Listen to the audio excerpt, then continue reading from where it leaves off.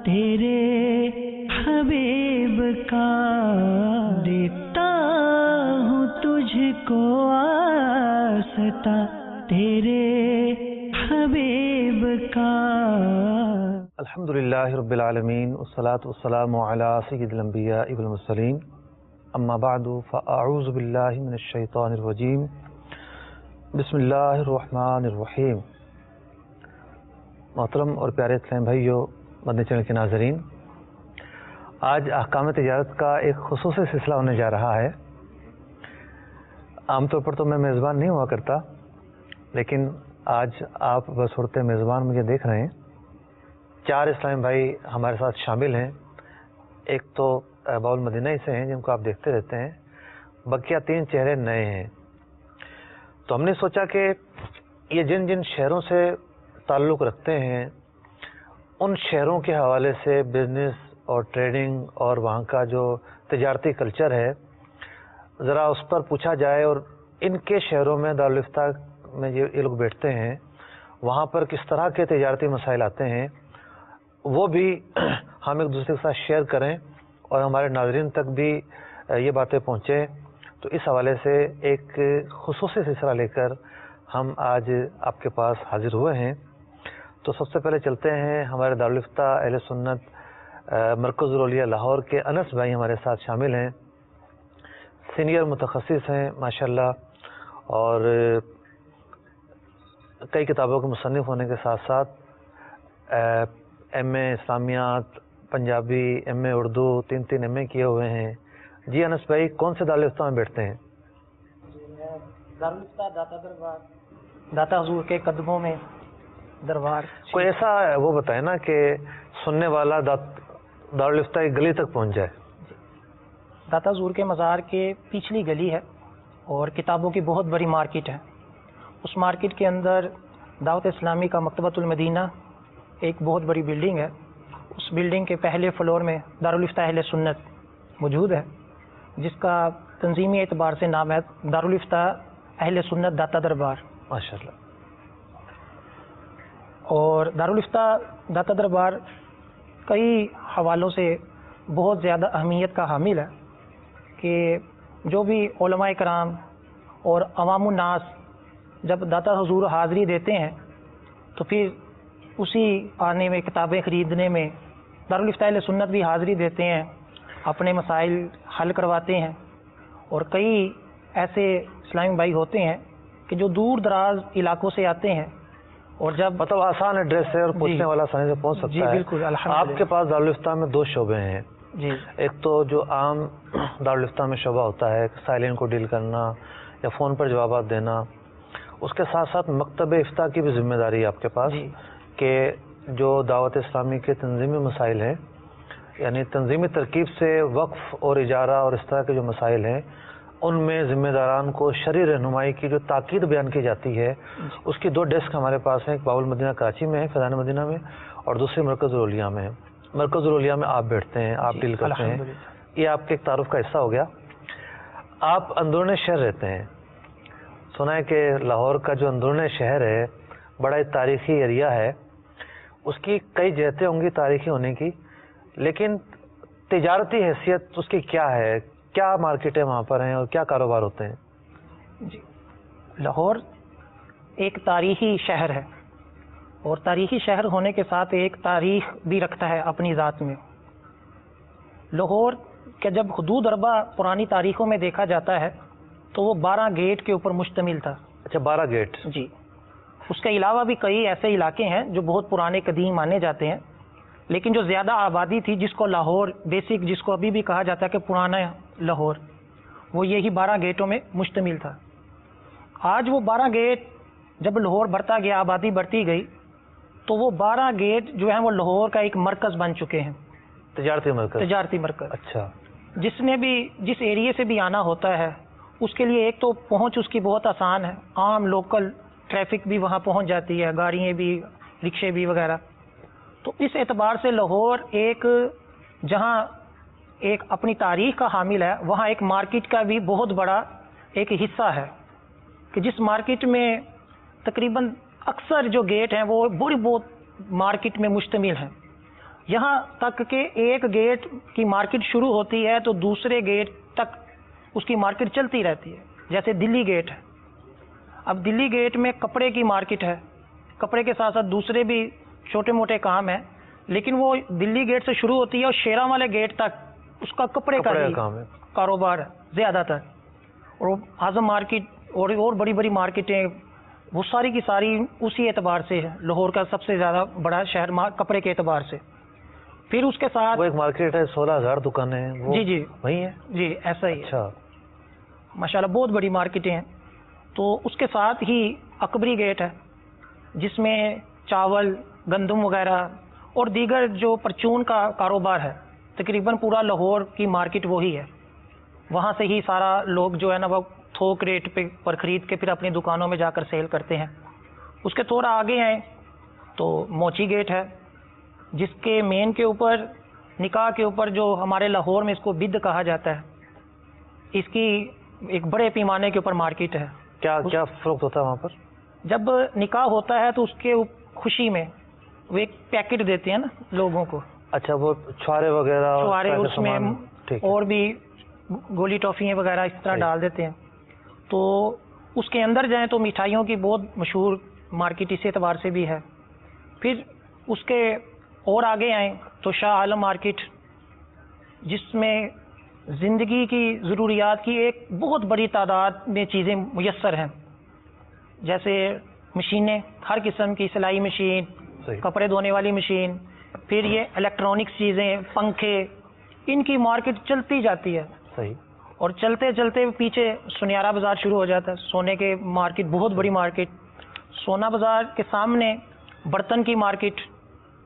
پھر شاہ عالم مارکیٹ سے اور آگے جائیں تو پھر جو اگلے گیٹ آتے ہیں وہ اکثریت ان میں رہائشی ایریے ہیں. صحیح, یعنی کہنے کا مقصد یہ ہے کہ اندرون شہر بھی ایک بہت بڑی مارکیٹ ایریا بن چکا ہے. جی, اور ٹھیک ٹھاک کاروبار سے مسلمان وابستہ ہیں وہاں پر. تو بہت سارے ظاہر بات جہاں بھی کاروبار ہوگا شرعی مسائل تو ہوں گے, حلال و حرام کا تعلق تو رہے گا. دارالفتہ میں بیٹھتے ہوئے کچھ ایسے مسائل جو باب المدینہ میں نہ پیش آتے ہوں, لاہور میں ہی زیادہ ہوتے ہوں, کچھ ایسے مسائل کی نشاندہی کریں, 3-4 مسائل کی, کہ جو لوگ پوچھنے آتے ہوں اور وہاں کے لوگ اس میں مبتلا ہوتے ہوں. کیا ایسے مسائل ہوں گے؟ جی, ایسے کئی مسائل اپنی طور پر وہاں خاص ہیں جن میں زیادہ تر لوگ لاہور والے خاص طور پر دودھ بہت شوق سے پیتے ہیں اور بزرگوں کے نظر و نیاز میں بھی بڑھ چڑھ کر حصہ لیتے ہیں. تو دودھ کے کئی مسائل ہیں جو آئے دن پیش آتے ہیں کہ دودھ میں 3 کیٹیگری بن چکی ہیں خاص طور پہ لاہور میں. ایک تقریباً 40-45 کے درمیان دودھ بکتا ہے, ایک جو نارمل ہے وہ 70 روپے. اچھا, 45 روپے دودھ بکتا ہے؟ جی, حیرت کی بات ہے. فی کلو. اچھا, اس کو گروی بھی بعض مد میں بولا جاتا ہے. تو پھر ایک اس سے سب سے اعلیٰ 90-100 الگ الگ ریٹ ہیں. اب اس کے بارے میں جو لینے والا ہوتا ہے اس کو یہ پتہ ہوتا ہے کہ جو 45 والا ہے اس میں پانی کی تعداد جو ہے وہ 70 کی بنسبت زیادہ ہوگی. صحیح. اور جو 70 والا ہے اس میں تھوڑا بہت پانی ہوتا ہے.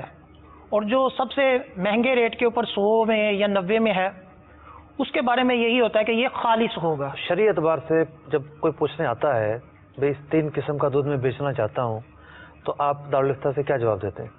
ہم بھی دارالفتہ میں ان کو یہی کہتے ہیں کہ اگر یہ 3 کیٹیگری آپ نے رکھی ہوئی ہیں اور لینے والوں کو بھی پتہ ہے تو اس میں اسی صورت میں یہ جائز ہوگا کہ جب اس میں دھوکہ نہ ہو.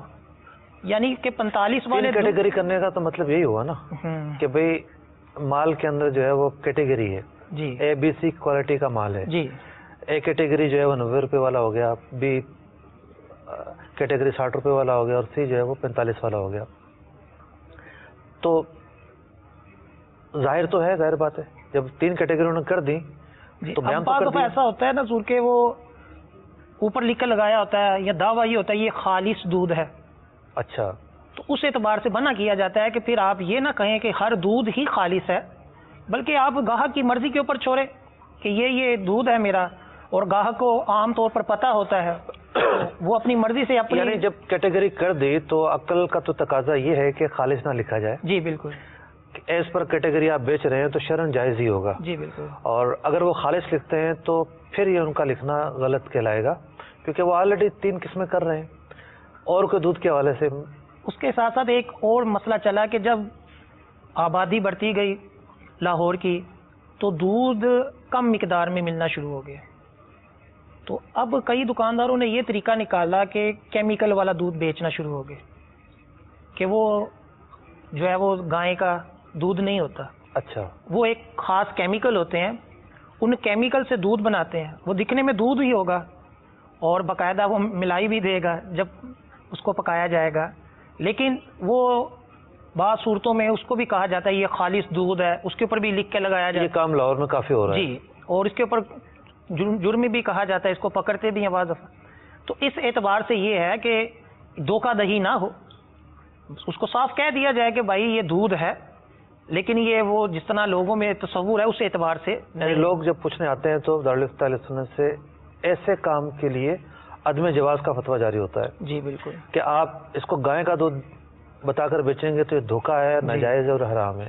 ہاں, اگر آپ گاہک کو کہہ کر بیچتے ہیں کہ بھئی یہ اس کوالٹی کا دودھ ہے, جس طرح بعض ڈبے والے جو دودھ ہیں وہ نہیں کہتے کہ یہ دودھ ہے. ان کے ایڈورٹائزنگ میں کہیں بھی نہیں لکھا ہوتا ہے کہ یہ دودھ ہے, بلکہ وہ لکھ رہے ہوتے ہیں کہ جناب یہ چائے بنانے کی ایک چیز ہے. کوئی لفظ بھی کفیل بھائی اس کا تھا, چائے بنانے کی چیز ہے, ٹی وائٹنر لکھ رہے ہوتے ہیں, وہ دودھ کا دعویٰ نہیں کر رہے ہوتے. تو اب وہی ہے کہ جو شریعت بار جو مقاصد شرع ہیں دھوکہ نہ دیا جائے. تو جب کسی نے نفی کر دی کہ بھئی دودھ نہیں ہے, ہم نے کیمیکل سے بنایا ہے, سوکھا دودھ بھی تو بکتا ہی ہے نا, سوکھے دودھ کو گائے کا دودھ تو نہیں بولتا. جی, مطلب جہاں دھوکہ نہیں ہے وہاں جائز ہے. بس یہ بھی کہا جاتا ہے کہ کوئی ایسا کیمیکل نہ ڈالا جائے کہ جو انسانی صحت میں نقصان کرے اور حکومت کی طرف سے اس کے اوپر سخت پابندی بھی نہ ہو. اس کا بھی لحاظ رکھنا ضروری ہے. اس کے ساتھ ساتھ کہ لاہور کی منڈیاں بھی ہیں, عارت جسے کہتے ہیں, یہ سبزی منڈی ہے, پھل منڈی ہے, اس کے مسائل بھی بہت ہیں. اور الحمدللہ احکام تجارت پروگرام دیکھتے رہتے ہیں کئی اسلامی بھائی وہاں کے, اور ہم سے اس کے مسائل شیئر کرتے ہیں آ کے کہ ان کا کیا شرعی حکم ہے. اور اس میں سب سے جو بڑا مسئلہ درپیش ہوتا ہے وہ یہ ہوتا ہے کہ جو عارتی ہوتا ہے یہ زمیندار کو قرض دے کر یا ان کی ضرورت کی چیزیں دے کر, یا جیسے ان کو کوئی بیج چاہیے, ان کو پیٹرول چاہیے, کوئی بھی جسٹ چیز چاہیے, ان کو وہ چیزیں دے دیتے ہیں. یعنی خرید و فروخت والی صورت بھی نہیں طے کرتے, اور بس یہ اسی لیے کرتے ہیں کہ کل کو جب یہ اپنی زمین تیار کرے گا تو اپنی کاشت کی جو بھی انہوں نے کی ہوگی وہ صرف ہمارے ہی عارت کے اوپر آ کر بیچے. تو اس اعتبار سے تو کتب فقہ میں یہ مسئلہ لکھا ہوا ہے کہ کسی کو قرض دینا اس شرط پر کہ تم ہمارے پاس ہی آ کر اپنی چیز بیچو گے, تو اس کو شرع نے ناجائز کہا ہوا ہے. تو اس اعتبار سے ہم پھر آڑتیوں کو سمجھاتے ہیں کہ آپ ایسا نہ کریں, ان کو باؤنڈ نہ کریں. ویسے یہ کام لاہور میں ہی نہیں ہے, یہ کام ملک کے جن حصوں میں بھی ہم نے مطلب لوگوں نے معلومات دی ہیں تقریباً سارے ایریاز میں ہے. اور عجیب و غریب کلچر ہے نا. جی سر, مطلب ایک آدمی ہے, اس کو ضرورت ہے قرض کی. اب شریعت نے جو قرض مقرر کیا ہے, قرض کے ساتھ ایک لاحقہ لگایا ہے, قرض حسنہ, بندے کی امداد کے لیے کر دیا جاتا ہے, نیکی اور تعاون کا ایک طریقہ ہے. لیکن لوگوں نے اس کو کاروباری طریقہ بنا لیا ہے, اور جب قرض اپنے اصل پر برقرار نہیں رہے گا تو لازمی طور پر معاملہ سود کی طرف جائے گا. اور ہمارے یہاں تو قرض حسنہ اسے سمجھتے ہیں جس میں ادا کرنا نہ ہو. یہ بھی جو ہے وہ لوگوں کا ایک کلچر ہے کہ واقعی ایسا سمجھتے ہیں, اور ایسا سمجھنا ناجائز ہے, غلط ہے. اور کوئی مسئلہ جناب؟ اس کے ساتھ ہم بعض دفعہ کئی عارت خوف خدا والے بھی الحمدللہ ہوتے ہیں, ان کو پھر ہم یہ کہتے ہیں کہ آپ ویسے ہی اس کی ضرورت کے تحت ان کو قرض دیں, لیکن ان کو باؤنڈ نہ کریں کہ آپ ہمارے پاس آئیں. ان کو کہیں کہ آپ جہاں مرضی چاہیں اپنی جا کر کاشت بیچیں, یہ ہم آپ کو قرض دے رہے ہیں, اگر کوئی چیز بھی دینی ہے تو اس کو بیچی جائے, مدت اس کی طے کر لی جائے کہ اس کی میں آپ کو فروخت کی قیمت ہے وہ میں آپ کو بعد میں دے دوں گا. تو کئی الحمدللہ ایسے بھی کرتے ہیں عمل, یہ شرع کے موافق عمل کرتے ہیں.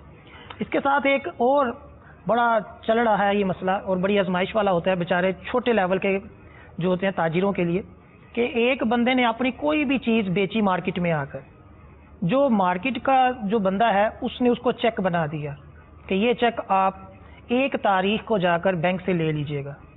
اب 1 تاریخ آنی ہے آج سے 20 دن بعد, 21 دن بعد, اور اس کا پھر اگلا کاروبار ایک قسم کا جو ہے وہ خراب ہونے کا خدشہ ہوتا ہے, وہ رک جاتا ہے. اب وہاں کئی ایسے بزنس مین اس اعتبار سے بیٹھے ہوئے ہیں، وہ کیا کرتے ہیں کہ وہ چیک جو 1 ماہ بعد کیش ہونا ہے اس کو کہتے ہیں کہ یہ 1 لاکھ کا چیک ہے، آپ ہم سے 90,000 95,000 لے لیں اور یہ چیک ہمیں دے دیں، ہم خود ہی اس کو بھی بعد میں کیش کروا لیں گے. اور عمومی طور پر جو لوگ ہوتے ہیں وہ ان کو پیسوں کی فوراً حاجت ہوتی ہے، تو یہ اس طرح بھی ان کو اپنا وہ جو قرض ہے ایک قسم کا جو آنا ہے وہ بیچ دیتے ہیں. اور کتب فقہ میں اس کو ہم یہی کہتے ہیں کہ یہ ناجائز ہے. قرض ظاہر بات ہے، وہ جو چیک ہے وہ کوئی مال تو ہے نہیں. جی بالکل، وہ تو قرض کی ایک رسید ہے، اس کے پیچھے جو مال ہے اس کو بیچا جاتا ہے. اور یہ کراچی میں بہت ہے، اور جہاں بھی تیز رفتاری ہے. اور اچھا بعض لوگ یہ بھی ہے نا کہ پیسہ ہوتا ہے ان کے پاس، جان بوجھ کر لیٹ تاریخوں کا چیک بناتے ہیں. جیسے ٹرک اڈے والے میں جو بلٹی کا چیک چلتا ہے، وہاں ہونا تو یہ چاہیے کہ جب گاڑی آ گئی مال اتار دیا اسے کیش پیمنٹ کی جائے، چیک بھی دینا تو اسی دن کا دیا جائے. اب وہ اس گاڑی والے کو 4 دن بعد کا چیک بنا کر دیں گے، اب اس گاڑی کو تو پشاور واپس جانا ہے. تو پھر لوگ ناجائز صورت پر عمل کرنے پہ مجبور ہو جاتے ہیں. تو جو بھی تاجر طبقہ ہے، تاجر طبقہ بہت صدقہ خیرات بھی کرتا ہے، نیک اور فلاحی کام بھی کرتا ہے، لیکن اس موقع پر ان کا یہ جو طرز عمل ہے یہ بعض جگہوں پر حقوق العباد بھی تلف کر رہا ہوتا ہے.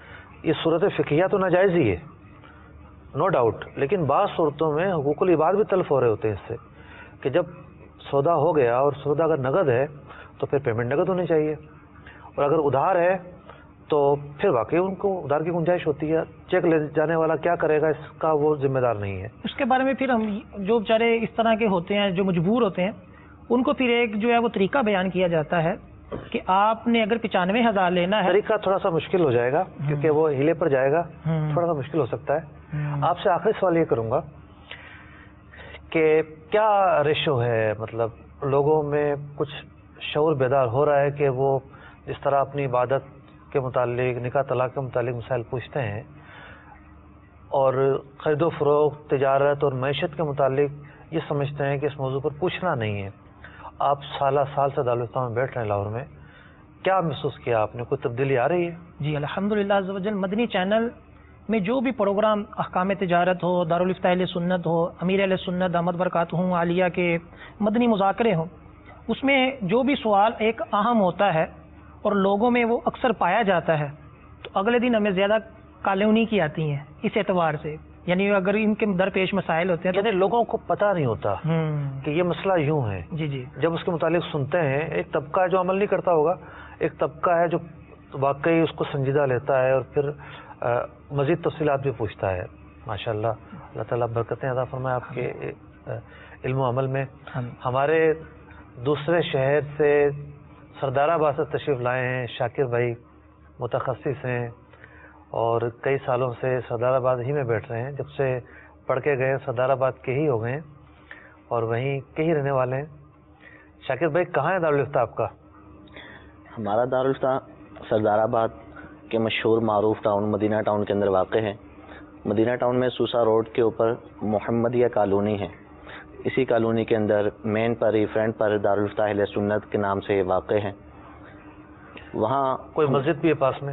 جی زینب مسجد کے بالکل قریب ہے. اچھا. اب وہاں دارالمدینہ بھی بن چکا ہے اور دارالمدینہ ہی کے نیچے ہمارا دارالفتہ قائم ہے. یعنی بلڈنگ کے فرسٹ فلور پر دارالفتہ اہل سنت، دارالفتہ اہل سنت، اور اوپر فلور پر دارالمدینہ، برسات المدینہ اور دارالمدینہ وغیرہ ہے. جی. سردار آباد کی ایک ٹیکسٹائل تو ایسی، ایک صنعت تو ایسی ہے، یعنی ٹیکسٹائل جو تعارف کے محتاج نہیں ہے. اس کے علاوہ اور کیا ایسے بزنس ہیں جو وہاں غالب طور پر پائے جاتے ہیں؟ عالمی سطح پہ تو سردار آباد ٹیکسٹائل کے حوالے سے، کپڑے کے حوالے سے مشہور و معروف ہے. انڈسٹری ایریا اس میں کافی موجود ہے. اس کے علاوہ یہ جو کپاس ہوگی، کماد، گنا وغیرہ ہو گیا، فصلیں، اس اعتبار سے بھی سردار آباد، چونکہ یہ اس کی جو ارد گرد کی زمین ہے وہ کافی زرخیز زمین ہے. آج تو عام طور پہ آج کل جیسے گنا ہے، اس کی کافی مقدار کے اندر کاشت ہو رہی ہے، کٹائی وغیرہ کا سلسلہ جاری ہے. تو اس کے علاوہ گنا ختم ہوتا ہے، تمباکو آ جاتا ہے، کپاس آ جاتی ہے، گندم آ جاتی ہے. تو اس حوالے سے چونکہ سردار آباد زرخیزی زمین کے اعتبار سے بھی کافی آگے ہے. تو ٹیکسٹائل ہونے کی ایک وجہ یہ بھی ہے کہ وہاں کپاس زیادہ ہے. جی، ٹیکسٹائل کی صنعت وہاں ہونے کی ایک وجہ یہ بھی ہے کہ کپاس وہاں زیادہ ہے. کپاس وہاں زیادہ ہے. صحیح. تو کیا تجارتی سوالات آتے ہوں گے آپ کے دارالفتہ میں؟ ویسے تو مختلف قسم کے سوالات کا سلسلہ جاری رہتا ہے وہاں آنے کا. عام طور پر جو مسائل آتے ہیں ان میں سے ایک مسئلہ یہ بھی ہے، چونکہ جیسے میں نے عرض کیا ٹیکسٹائل کے حوالے سے کہ وہاں عالمی سطح پہ مشہور معروف ہی ٹیکسٹائل کے حوالے سے مدینہ میں جو دھاگا آتا ہے اس کی بہت بڑی مقدار صدر آباد سے آتی ہے. صدر آباد سے آتی ہے.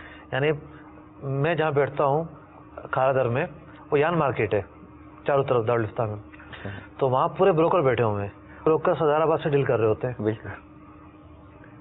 کچھ کہنے لگے تھے آپ؟ میں عرض یہ کرنے لگا تھا، چونکہ وہ کپڑے کے اعتبار سے مشہور و معروف علاقہ ہے تو لہٰذا وہاں تجارت بھی زیادہ اس سلسلے میں ہے.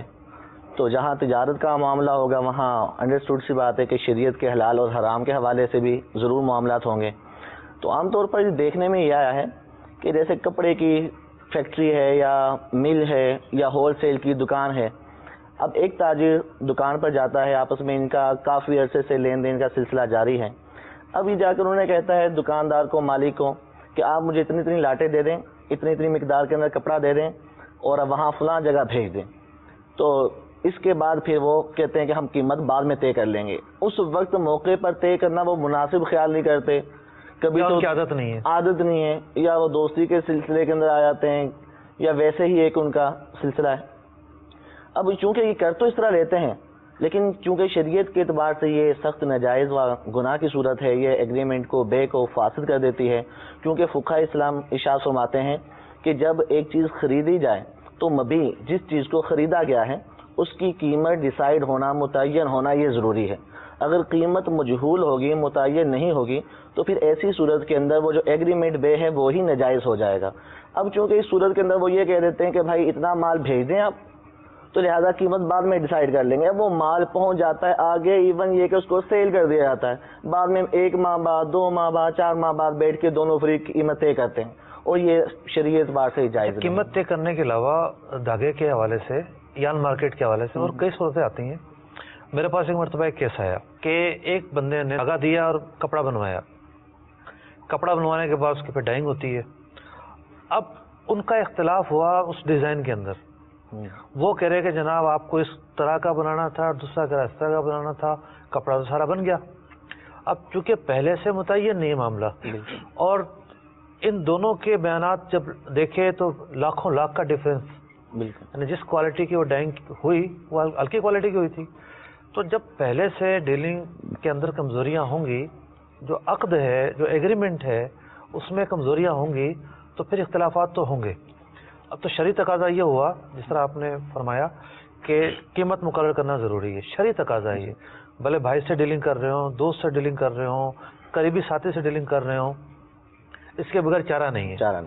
اسی طریقے سے جو اور انواع ہیں، مطلب کپڑا کس نوعیت کا ہوگا یا اس کی جو بناوٹ ہے کس نوعیت کی ہوگی یا اس میں جو رنگ آئیں گے وہ کس نوعیت کے ہوں گے. پھر رنگوں میں ایک پوری دنیا ہے اور فیلڈ ہے، تو تمام چیزوں کا لحاظ رکھنا ضروری ہے. ایک اور کوئی آپ مثال دے دیں، وقت ہمارے پاس کم ہے، پھر ہم آگے چلیں گے. اسی طرح چونکہ وہاں میں نے عرض کیے تھے جیسے زرخیزی زمین ہے، وہاں گنا، گندم، کپاس اور اس کے ساتھ ساتھ یہ چارے وغیرہ کا جو بھینسوں کا سلسلہ ہے وہاں بھی وہاں زیادہ موجود ہوتا ہے. اس سلسلے میں یہ عرض کرنا چاہوں گا کہ بعض انٹرنیشنل سطح پہ یا نیشنل سطح پہ کمپنیز ہوتی ہیں، ڈیری کمپنیز. اب یہ وہاں آ کر ہمارے علاقوں میں آ کر وہ اگلے شخص سے ان کا طے ہوتا ہے کہ ہم آپ کو اپنی آسٹریلین گائیں دیتے ہیں یا انگلینڈ کی گائیں دیتے ہیں. اب چونکہ وہ دودھ زیادہ مقدار میں دیتی ہیں ہم آپ کو دیتے ہیں، لیکن شرط یہ فری میں دیں گے. نہیں فری میں نہیں، سیل کرتے ہیں، سیل کرتے ہیں باقاعدہ ایگریمنٹ ہوتا ہے. ہم یہ آپ کو سیل کر رہے ہیں لیکن شرط یہ ہے کہ اس کا دودھ آپ نے ہمارے علاوہ کسی اور کو سیل نہیں کرنا. اچھا. اب یہ چونکہ ایک ایسی شرط ہے جو ایگریمنٹ کو، عقد کو بالکل فاسد کر دیتی ہے. کیونکہ فقہ کرام ارشاد فرماتے ہیں کہ ہر وہ شرط جو مقتضی عقد کے خلاف ہو، عقد جس کا تقاضا، ایگریمنٹ جس کا تقاضا نہ کر رہا ہو، وہ شرط ایگریمنٹ کو فاسد کر دیتی ہے. اب اس بنا پر یہ بھی وہاں عام طور پر ہوتا ہے، تو یہ شرط مفقود ہونے کی وجہ سے یا اس شرط کے مقتضی عقد کے خلاف ہونے کی وجہ سے یہ ایگریمنٹ کو ناجائز. تھوڑا سا اپنے الفاظ میں بیان کروں اس کو. جیسے ایک قلم ہے جی، یہ میں نے بیچ دیا. جب میں نے یہ قلم بیچ دیا اب میرا اس سے کوئی تعلق نہیں رہا. بالکل. خریدنے والا سفید کرے، سیاہ کرے، جو چاہے کرے، بالکل یہ ہے خرید و فروخت کا مقصد، مطلب مقاصد کے تحت خرید و فروخت ہو رہی ہے نا. بالکل. اگر بیچنے والا اس سے اپنا تعلق برقرار رکھے تو پھر جو خرید و فروخت کو شریعت نے سبب انتقال ملک بنایا ہے کہ جب خرید و فروخت ہوتی ہے تو انتقال ملکیت ہوتی ہے، بیچنے والے کی ملکیت سے نکل کے خریدنے والے کی ملکیت میں چلی جاتی ہے. تو جب وہ اس طرح کی شرط برقرار رکھے گا تو جو اصل مقاصد ہیں خرید و فروخت کے وہ تو نہیں پائے گئے. بالکل. تو ایسی شرطیں وہاں رکھی جاتی ہیں. یہ واقعی ایک نیا مسئلہ ہے جو میں نے پہلے نہیں سنا تھا، اور ہمارے یہاں شاید ایسا مسئلہ نہیں ہوتا. یہاں تو اور طرح کی شروط فاسدہ پائی جاتی ہیں. تو چونکہ ان لوگوں کے پاس بیج ہوتے ہیں، یعنی وہ جو جانور ہوتے ہیں وہ ان لوگوں کے پاس ہوتے ہیں، عام نہیں ملتے ہوں گے مارکیٹ میں، ان لوگوں کے پاس فارمنگ ہوگی، خاص کمپنی ہوتی ہیں ان کے پاس اسپیشل قسم کی اچھی نسل کی یعنی گائے چونکہ ان کے پاس یہ مارکیٹ ہے جی، اور وہ سارے جانوروں کو پال نہیں سکتے، جی گاگ ڈھونڈ کے دودھ کے لیے وہ باؤنڈ کرتے ہیں. شریعت بار سے یہ باؤنڈ کرنا ناجائز ہے. اور بھی آپ کے پاس لسٹ ہوگی لیکن وقت کم ہے. اب ہم مڑتے ہیں ہماری انٹرنیشنل ڈیسک کے ذمہ دار کفیل بھائی کے پاس. کفیل بھائی کی بھی کئی ذمہ داریاں ہیں، ایک دو نہیں، صرف تحقیقات میں بھی آگے ہوتے ہیں. اس کے علاوہ جو روٹین کے کام ہیں، فون سننا یا فتاوی لکھنا، اس کے ساتھ ساتھ ایک ان کی ذمہ داری ہے انٹرنیشنل ڈیسک. پہلے تو خود ہی تعارف کرا دیں کن کن ملکوں کے لیے آپ نے نمبر جاری کیے ہوئے ہیں اور اس کے کیا اوقات ہیں. بسم اللہ الرحمن الرحیم. دارالفتہ اہل سنت انٹرنیشنل ڈیسک کا جو ہے وہ قیام اس لیے عمل میں لایا گیا کہ جو ہمارے دیگر ممالک کے ناظرین ہیں یا سائلین ہیں ان کو دارالفتہ اہل سنت پاکستان کے ٹائمنگ جو ہے وہ میچ نہیں کر پاتے. جب ہم دارالفتہ بند کرتے ہیں یا شام 4 بجے تو ان کی جو ہے وہ صبح ہوتی ہیں.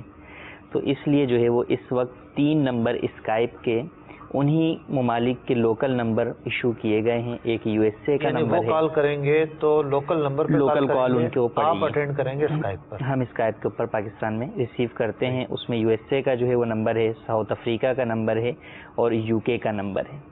یو ایس اے کا نمبر اس لیے خاص طور پر ہے کہ یو ایس اے پہ کال جو ہے وہ تمام ممالک سے سستی پڑتی ہے اور اس میں آواز وغیرہ میں بھی پرابلم کا سامنا نہیں کرنا پڑتا. اس کی ٹائمنگ جو ہے وہ پاکستانی وقت کے مطابق دوپہر 2 سے شام 7 بجے تک ہے، جمعۃ المبارک کے علاوہ. اچھا، جو واٹس ایپ سروس ہے ہماری دارالفتہ اہل سنت کی، وہ آؤٹ آف کنٹرول ہونے کی وجہ سے، چونکہ ایک نمبر ظاہر بات ہے وہ کتنے لوگ اس پر سوال بھیجیں گے. جی جی تو پاکستانیوں کے لیے شاید جواب نہیں دیا جاتا. جی فی الحال جو ہے وہ پاکستان کے نمبر کے لیے ہم نے جو ہے وہ اس کو منع کیا ہوا ہے، کیونکہ پاکستان کے جو سائلین ہیں ان کے لیے 4 نمبر ہمارے پہلے ہی جو ہے وہ آلریڈی موجود ہیں، جن پہ 6 گھنٹے 5 گھنٹے مسلسل جوابات دیے جاتے ہیں.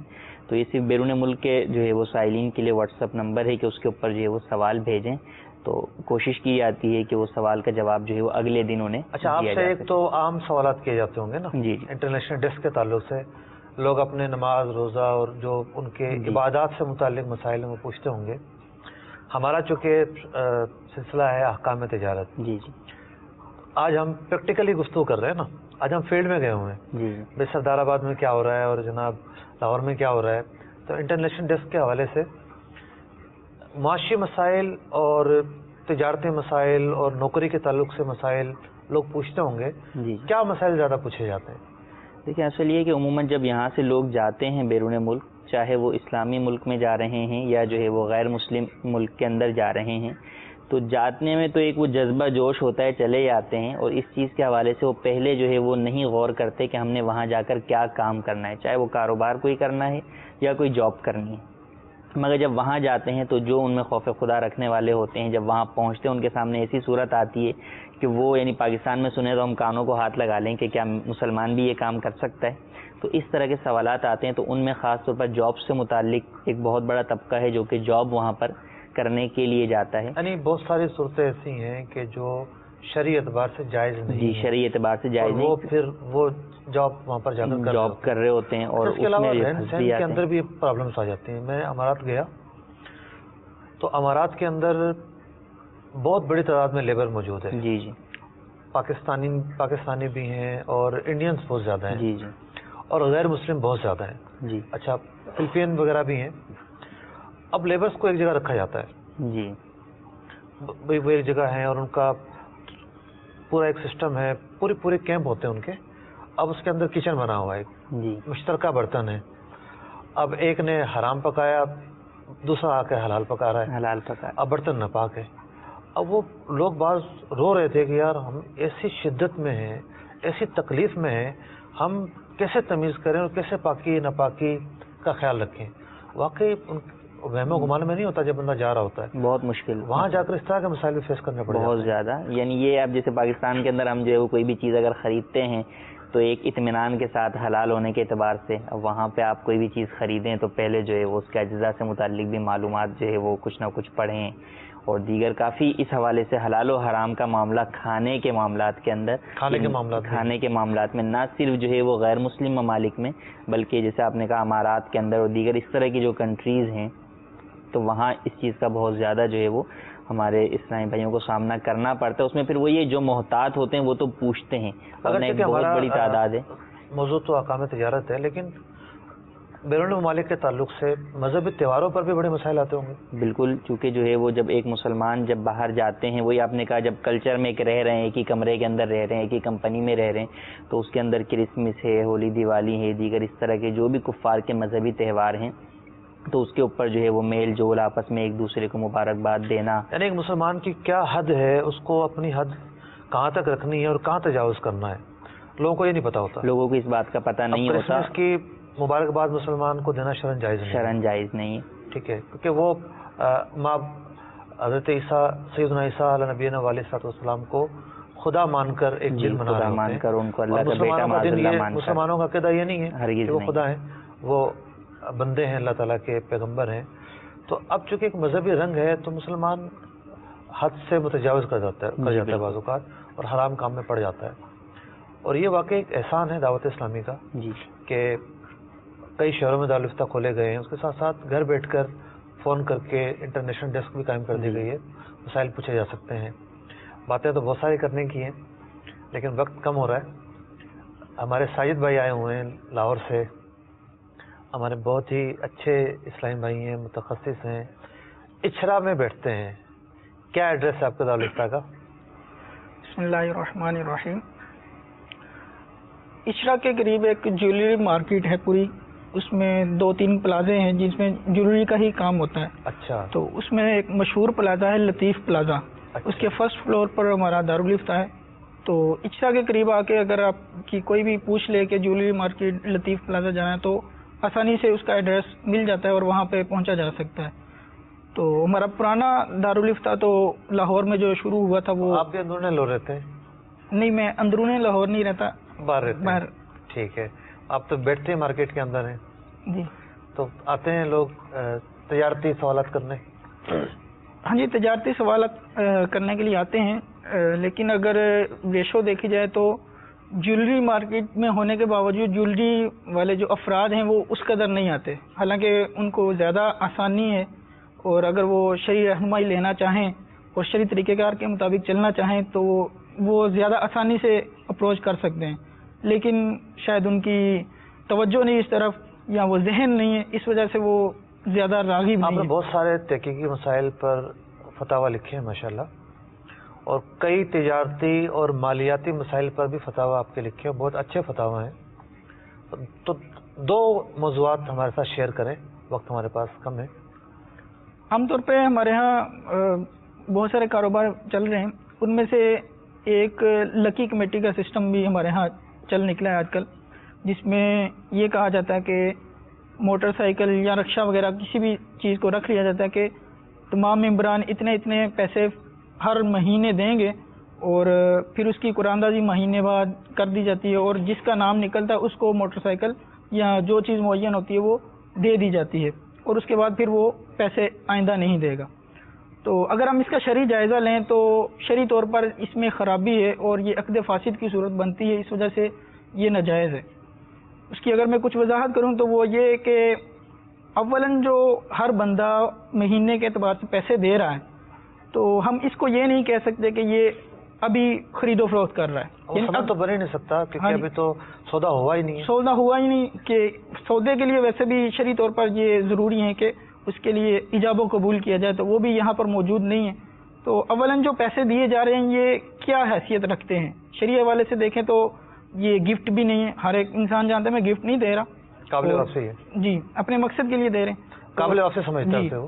اور اسی طرح اگر ہم اس کو یہ سمجھیں کہ یہ امانت کے طور پر دے رہا تو امانت بھی نہیں, کیونکہ امانت کے اصول ہیں شریعت کے اعتبار سے کہ وہ اس کو محفوظ رکھے گا, خود یوز نہیں کرے گا سامنے والا, اور بیعین ہی اس کو واپس لوٹائے گا, اور یہاں پر یہ چیزیں موجود نہیں ہیں. تو ایک ہی صورت بچتی ہے, وہ اس کو شرعی طور پر قرض کہتے ہیں. اور قرض کا جو شریعت نے لکی کمیٹی پر جو شرعی تجزیہ ہے اس کا خلاصہ یہ نکلا کہ جو رقم جمع کروائی جاتی ہے یہ جب اس کی تحلیل کرنے جاتے ہیں ہم فقہی طور پر کیا بن رہی ہے تو یہ قرض شمار ہوتی ہے, اور پھر اس قرض کو مشروط کر دیا جاتا ہے کئی اور مختلف چیزوں سے, اور دیگر بھی شرائط ملا کر یہ عدم جواز کی صورت بنتی ہے.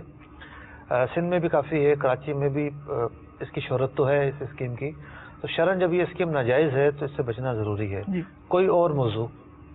اسی طرح ہمارے ہاں یہ آج کل یہ نیا کلچر ہے تو پرانا, لیکن اس کا نام بدل کے وہ چلتی رہتی ہیں, ملٹی لیول مارکیٹنگ کمپنیاں.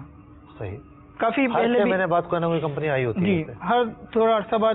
تو اس کے بارے میں بھی کافی لوگ سوالات بھی پوچھتے رہتے ہیں, اور یہ کافی لوگوں کو میری معلومات کے مطابق 2 مختلف ملٹی لیول کمپنیوں کے ناجائز ہونے پر فتویٰ لکھا ہے. ایک کمپنی پاکستان سے باہر کی ہے اور ایک پاکستان میں کام کر رہی ہے, دوسری پاکستان سے باہر کام کر رہی ہے.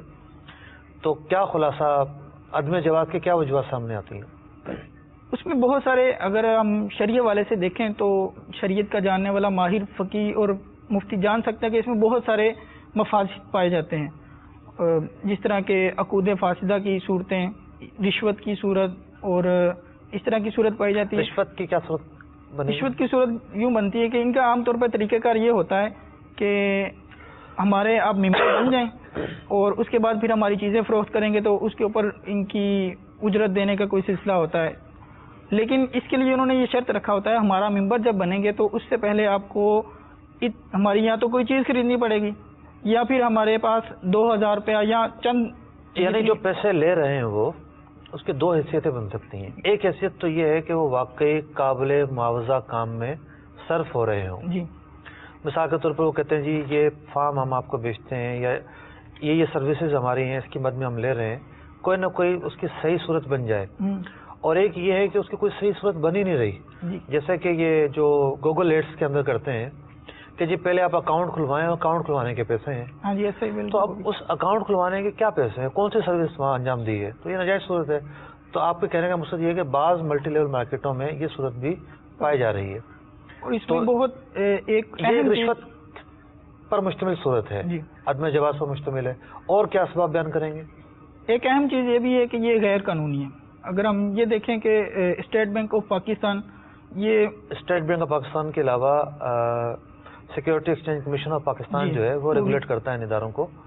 تو ان کمپنیوں نے لائسنس ضرور لیے ہوتے ہیں, بھائی دکان کھولنی ہے اس کا بھی ایک لائسنس بن سکتا ہے, لیکن اس طرح کا کام کرنے کا لائسنس نہیں لیا ہوتا.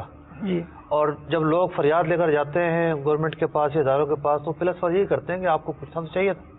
اور میں نے خود پڑھے ہیں اخبارات میں اشتہارات کہ حکومت بھی منع کر رہی ہوتی ہے کہ اس طرح کی کمپنیوں سے آپ دور رہیں.